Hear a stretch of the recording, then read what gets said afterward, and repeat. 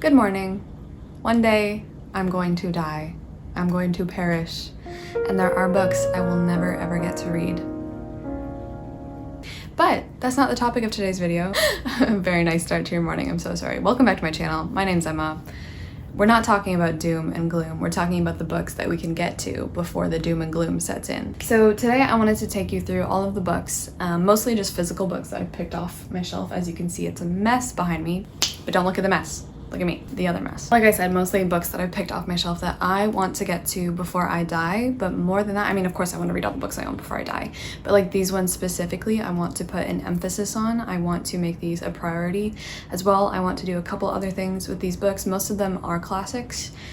So with that in mind, I would like to devote kind of a whole reading vlog or reading experience to them, sort of a cinematographic.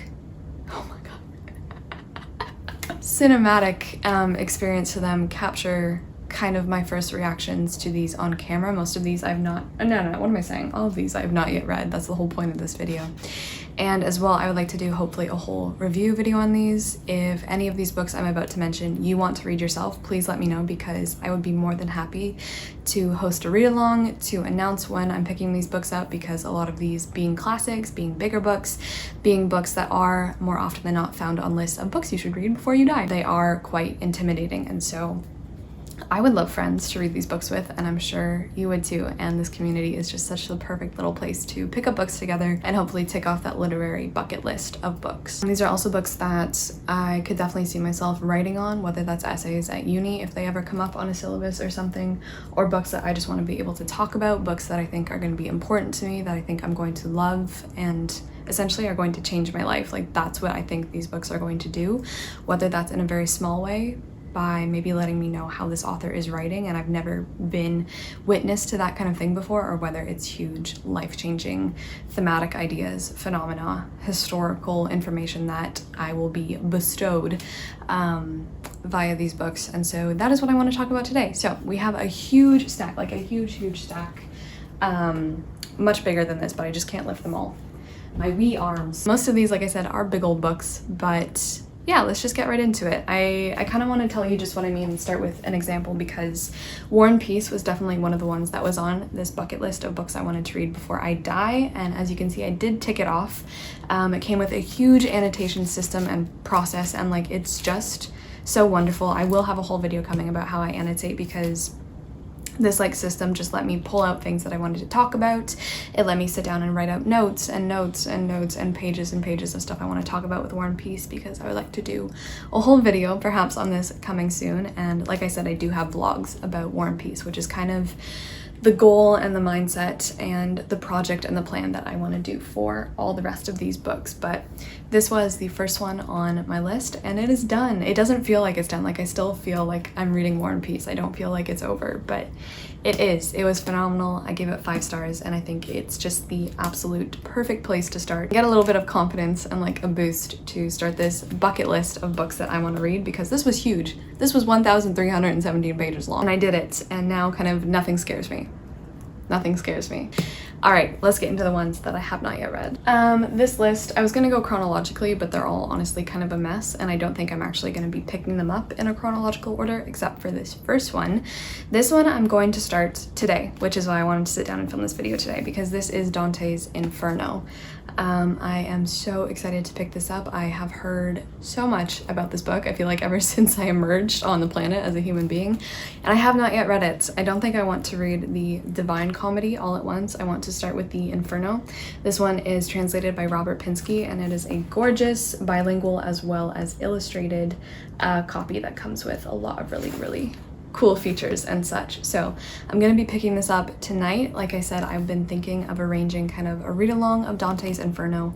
So if you'd like to join in, I will be taking this so slowly. I don't think there's any set schedule or anything like that. If you have no idea what the Inferno is about, we are following the descent into the circles of hell, which just sounds like so much fun. I think this book will just let me understand so many references that at this point, when people make reference in other books, that intertextuality that I am not privy to, will finally, I will finally be able to get in on that a little bit. And as well, this is just so influential, and it's Dante. It's Dante. So we're gonna read the Inferno. Yes, we are. Yeah, that's the first one. All right, so there are definitely a few Russian literature picks on this list for sure. I love Russian literature. I'm just getting so into it. Turgenev is someone who I didn't put on this, although I did just read my first Turgenev, which was incredible. Fathers and Sons is really up there, but this one I'm much more interested in at the minute, and that is The Master and Margarita by Mikhail Bulgakov. So, I'm so excited. This was a lovely gift from my aunt. This is the beautiful, yes, beautiful is a word, 50th anniversary edition. Ooh, I'm so excited. I know a little bit about this book, but it also just so intrigues me. Not the similarity necessarily between this and 100 Years of Solitude, even though they did come out so close together. This was published in 1966, but this is also magical realism, I believe, and I'm just so interested in, I think, Russian magical realism as well. I really do not want to know any more than I already know about this, which is that we have a devil, a talking cat, and lots of weird, crazy things going on, but I think this is going to be so good. This is the translation by Richard Prevere and Larissa Volokonsky, so yes, I don't know when I'm going to be picking this one up, but I really do want to get to this book before I bite the dust. Another one I want to read for sure is The Memory Police by Yoko Ogawa.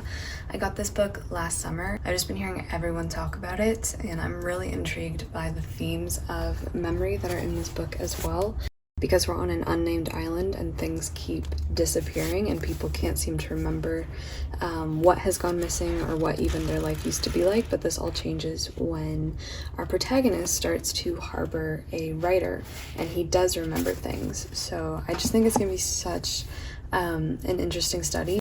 Yeah, I really want to get to this one, hopefully soon, because I would love to do a whole video on it as well. I would also love to say a huge thank you to Audible for sponsoring today's video. If you've never heard of them, I make this joke every time, I'm gonna stop. They are the leading provider of spoken word entertainment, ranging from audiobooks to podcasts to health and fitness. I listen to audiobooks almost every day, so I just love working with Audible. So let me tell you a little bit about them. If you want an audiobook companion to be with you by the poolside, or maybe you're doing some summer cleaning, maybe you're going for a very long hot road trip and you want a cool breeze of a book to cool you down. So with Audible, you get one title each month that you can keep forever, for as long as you want. I still have so many books in my audio library that I'll be able to come back to again and again, which is really nice. Audible's Plus catalog has a lot of really cool things. For example, those sleep tracks that I was talking about, those meditation tracks I was talking about. So I did listen to one a few months ago that was Voltaire's Micromegas, and it was really great because I would like listen and get a really good dose of like fun, well-written philosophy in there, and then like 5 minutes later I would be passed out. It's like the best of both worlds. And as well, of course, Audible members do get one free audiobook each month, as well as full access to that Plus catalog. And actually right now, even better, for a limited time, Amazon Prime members can get 4 months of Audible at 53% off, which works out to $6.95 a month, which is pretty good. The summer audiobook love of my life that I've been gushing about is Heart of the Fae by Emma Hamm. I love when audiobook narrators' voices are so perfectly married to what they're narrating, and with Heart of the Fae I just felt that.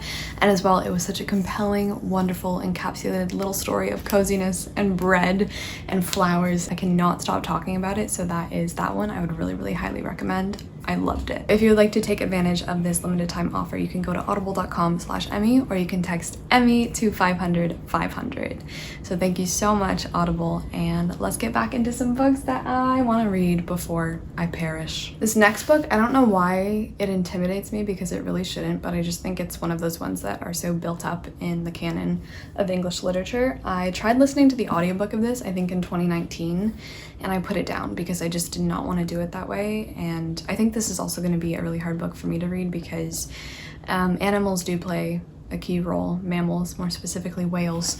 So it is Moby Dick. This is a beautiful copy that I found at a thrift store for $2. 2 whole bucks, can you believe that?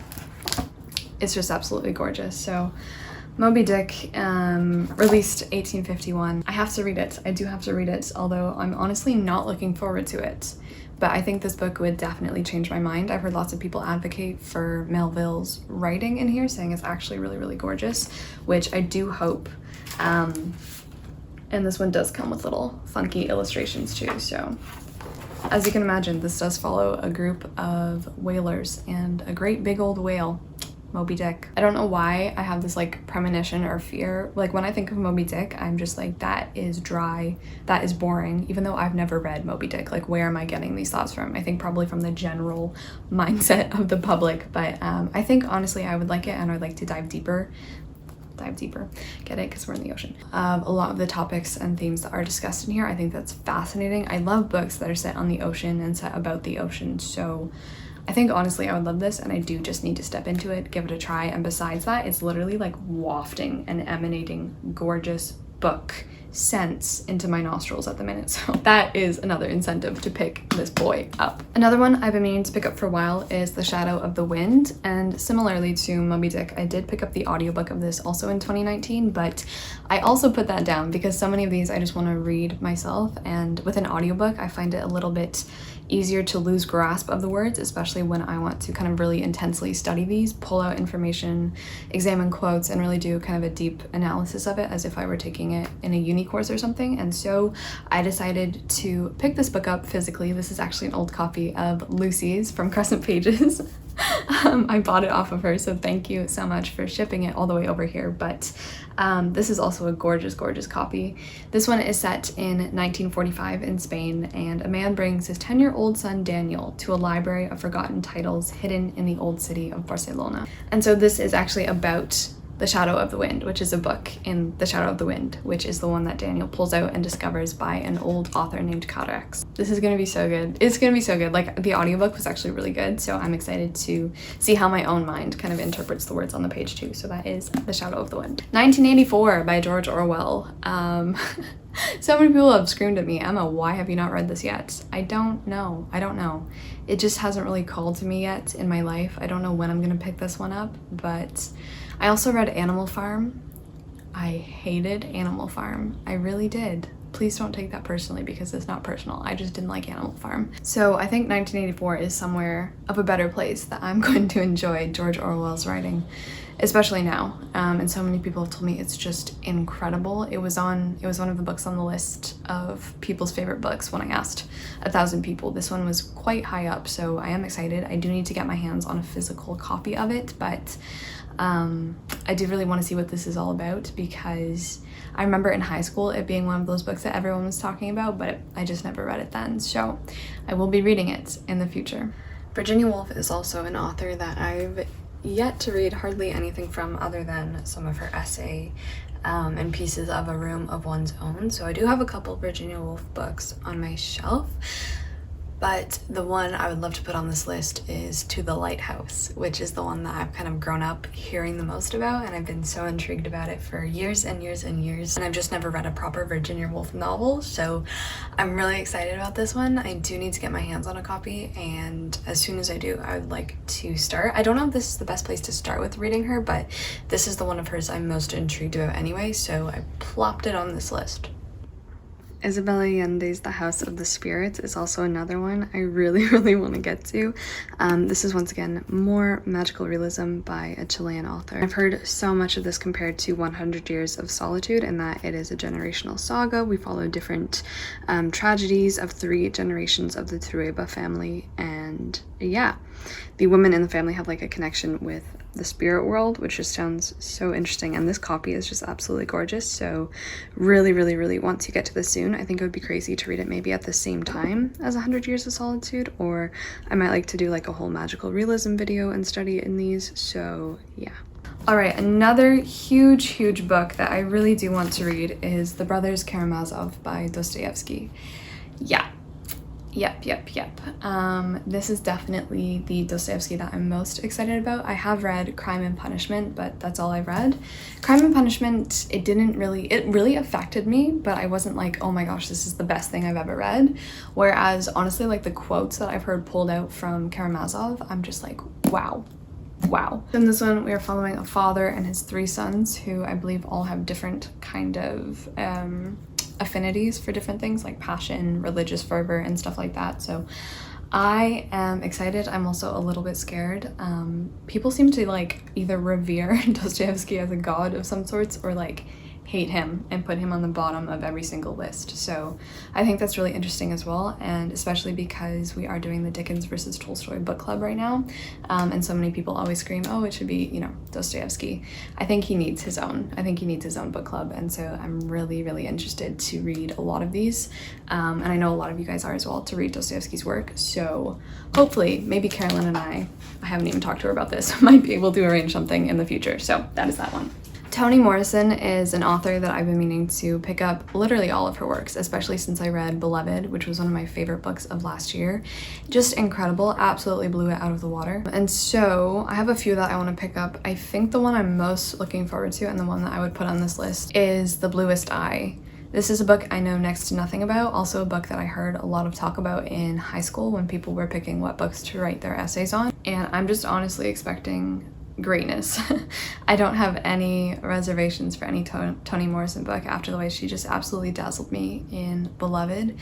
It was incredible. That's also a book, Beloved, honestly, that I would love to do a whole other reread vlog of, because I just, yeah, absolutely need to do a reread of it because there's so much in Beloved as well. So I'm expecting also great things from The Bluest Eye. So yeah.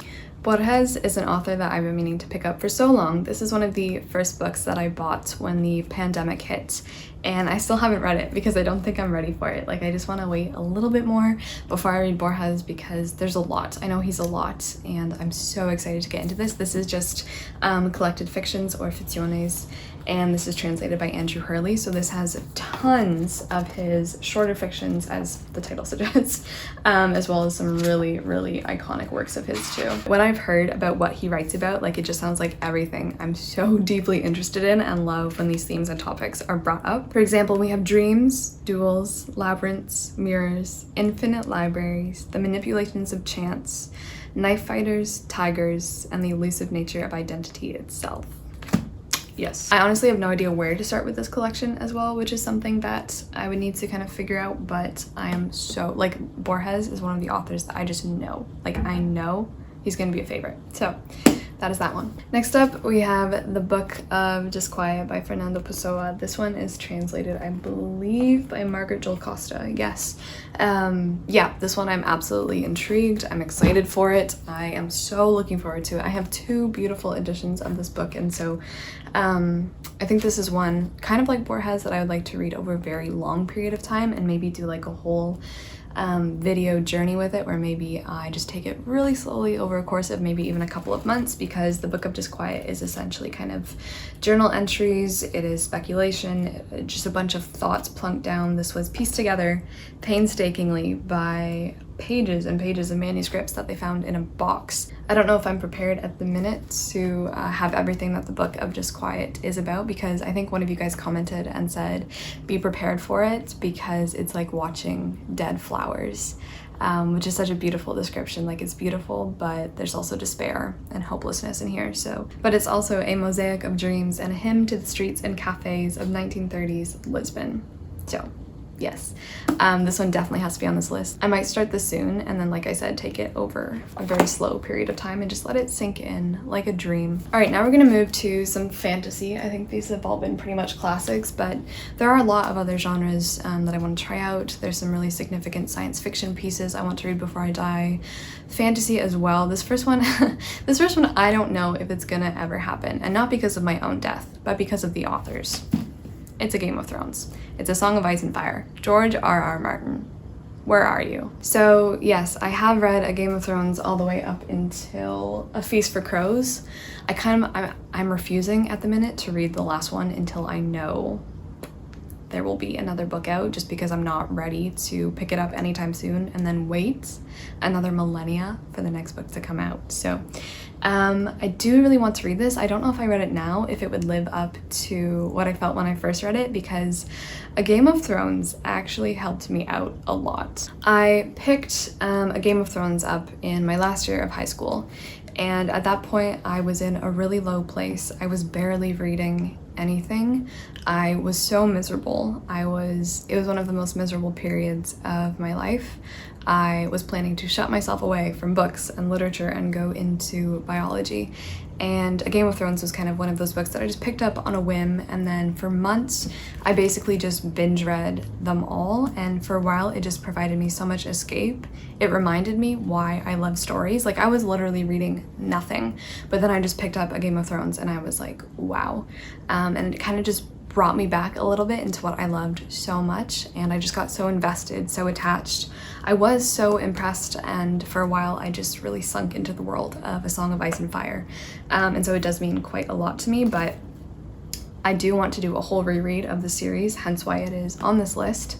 I think that would be so interesting. It's been so long now since I've read them. That is also a very big journey, but I would like to get back into them and especially finish the series if that is at all possible in my lifetime. So that is that one. Also in the realms of fantasy, another one that I've just been hearing so much about is The Poppy War, which I really, really want to get to. I haven't read any books in the series yet, but the way that people keep talking about it, it makes me so interested to get into these, and I know it works a lot of actual history into the fantasy as well, which I'm really interested in. So this one's definitely kind of higher up on this list of books I want to read before I die, because I'd like to get to this soon. So that is another one for fantasy.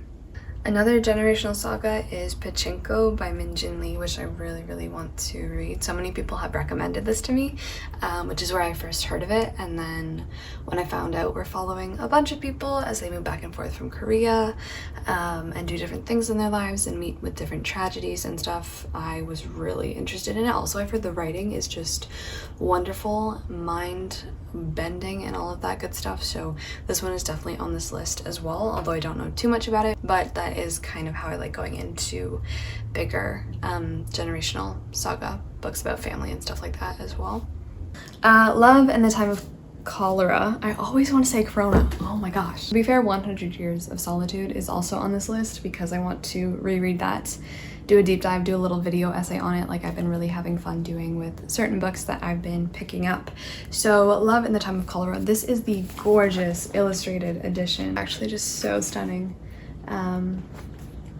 This is translated by Luisa Rivera, and again, this is a book I don't really know much about except for the title, and with 100 Years of Solitude, that was also kind of the only impression of the work that I had, and so that's kind of the way I want to maintain it as well for this one. But Marquez 100 Years of Solitude is like the best book I've ever read, so I really do have high hopes for this one, although I've heard people really don't seem to like this book, so I'm intrigued. This next book is definitely not the first book by this author that I'm going to start with in the series that I plan on doing on him, because it is Murakami, and I just picked the biggest and most intimidating book because it's just giving me a little bit of drive and inspiration. But what I plan on doing with Murakami is reading all of his works in chronological order, and I would love to do a whole video series on that because he is one of my favorite authors.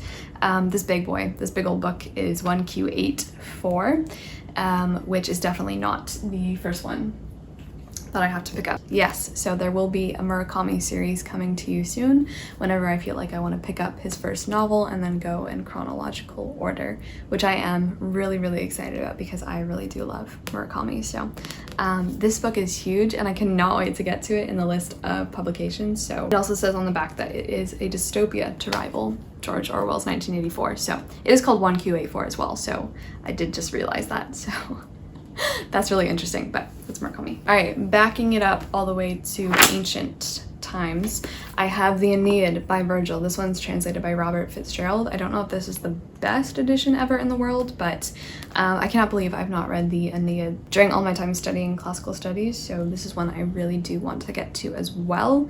Honestly, don't plan on picking this up anytime soon because I have a lot of other ancient works that I want to get to first, but this is definitely on this list. Another one on here is Don Quixote by Cervantes. I really do want to get to this one. Once again, kind of for the same reasons as the Inferno, because it is the groundwork for a lot of things. And I mean, we have the whole word quixotic from Don Quixote, so I do really want to get to this. I think it would be so fun. I've also heard it's really funny and charming and brilliant, so this is another one that I want to get to more for like English literature purposes, studying purposes. it's The Lord of the Rings. I do really want to read this whole series again, as you can imagine. I have read The Hobbit and I have read The Fellowship, but for some reason I just stopped there and didn't keep going. But I do really want to read the whole thing again.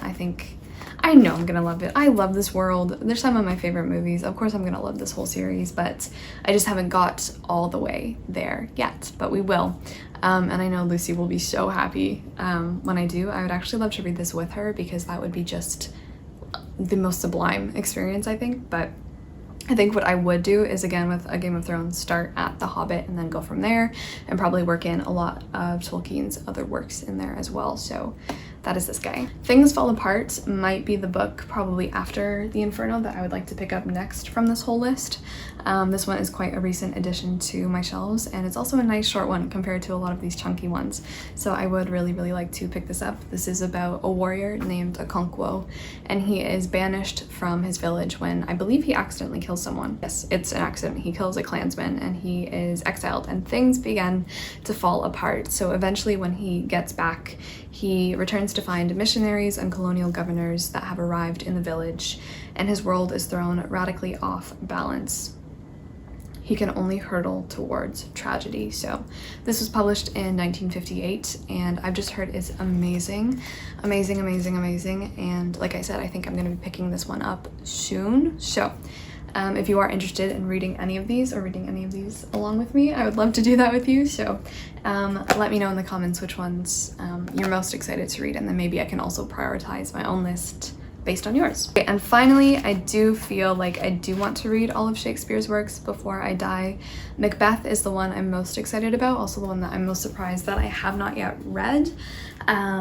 Since I have read most of the Shakespeare that I own, but of the ones that I have not yet read, we have Macbeth, The Merchant of Venice, King Richard VIII, and no, that's it. I've read the rest. So Macbeth is the one I do really want to read. I think this could be my favorite, potentially, Shakespeare. So that is that one. That is the last book on this list, although we all know there's tons more books I want to read before I die, but that's just kind of what I had to show you and what has been in my mind of books that I really want to pick up soon that I've been thinking about in the last few weeks. So if you have your own list of books you want to read before you kick the bucket, maybe comment them down below, or if there's any books on this list you think that I should really get to before the worms eat my corpse, then also comment those. So I hope this was morbid. I hope this was fun. I hope you found some book suggestions, and like I said, if you do want to read any of these along with me, also comment maybe your top 2 in the comments so that I know kind of what your priorities are and maybe when you guys would like to read them as well. Alright, so until next time, thank you so much for watching. Thank you so much Audible for sponsoring today's video, and I'll see you very soon in my next video, hopefully with some updates on the Inferno, which I think is the first one I'm going to try to tick off this list before the universe ticks me off of it. Until we meet again on the internet, I hope you have a really good day, and that's about it for me. So